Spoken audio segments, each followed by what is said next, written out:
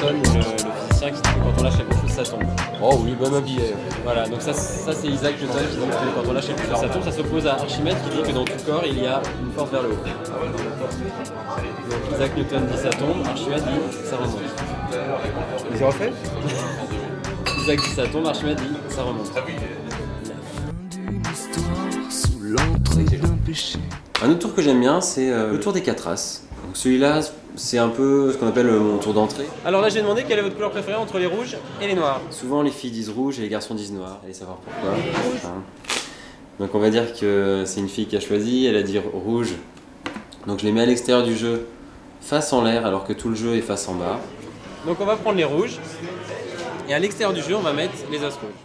Et je mets les noirs au milieu du jeu. C'est un tour qui n'est pas pour ceux qui ont une petite mémoire. Donc il faut se rappeler qu'à l'extérieur du jeu, on a les as rouges, et au milieu du jeu, On a les as. là on met en œuvre une technique qu'on apprend au début. En 2 secondes. 1, 2. 3. Et là c'est l'air de rien. On bluffe plus d'un magicien avec, alors que tous les magiciens savent faire ça, mais il a un impact, il a quelque chose.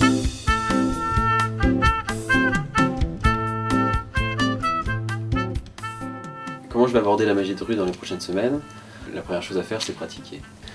Distribuer des cartes, susciter l'intéressement des gens, donc en faisant des petits tours.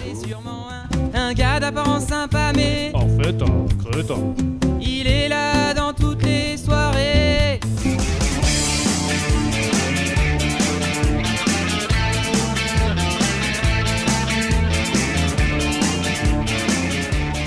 J'ai un bon espoir sur mon tour de corde là. Et puis les balles en mousse parce que ça réchauffe les gens, ça leur fait serrer les mains.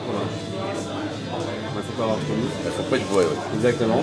Et pour en sortir, il suffit de souffler et hop, ça sort.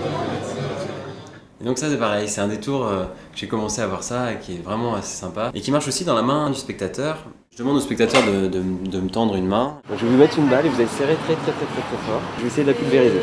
Si je fais ça, est-ce que vous sentez que la balle arrive? Et ce qui est intéressant dans ce tour, c'est que la mienne disparaît. Et le spectateur sent vraiment la balle grossir. Il la sent grossir, il en a deux. Là, il y a l'émotion chez le spectateur. L'art de la magie, c'est de faire croire que l'illusion est réelle, que ce n'est pas une illusion. Donc, là, le travail est difficile. Ok.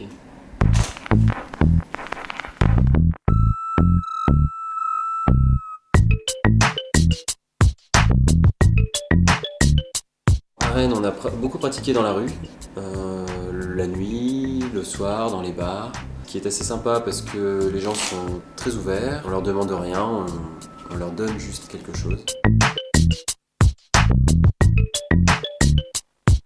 La fin. Parce que si on fait rien, normalement il se passe rien. Si on fait rien, il se passe rien. Donc si on la fait tomber, là il se passe quelque chose. Ok, bravo, pas mal des. Et là, ça a été un peu une révélation sur non seulement les émotions que le public pouvait ressentir, mais surtout sur mes émotions à moi, sur ce que je ressentais, sur ce que j'avais envie de faire.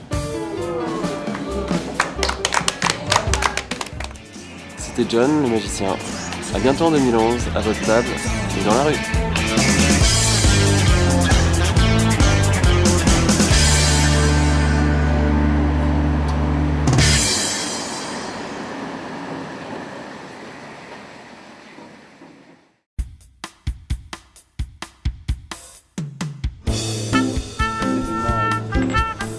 On est obligé. Moi j'aime pas ça, mais on m'a dit si tu fais ce tour là, non.